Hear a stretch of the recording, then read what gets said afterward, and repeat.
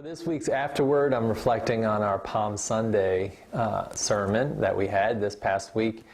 Palm Sunday, as you may know, is the story of the entry of Jesus into Jerusalem. And this year, I decided to focus on one particular moment. It's sort of between Jesus entering and the elements that we'll experience on Thursday, with Maundy Thursday in the story of the betrayal and crucifixion. And that is this moment with Pontius Pilate, Jesus, and the crowd.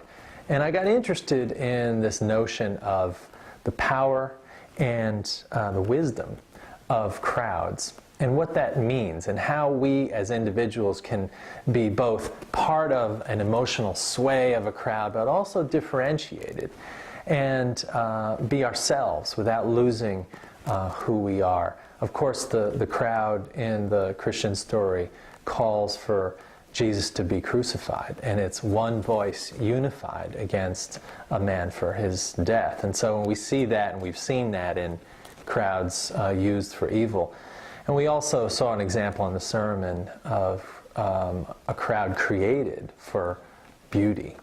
So the personal question I asked in that sermon is, how are we going to find ways to bring others closer? Because our isolation is part of being part of a crowd that can do evil.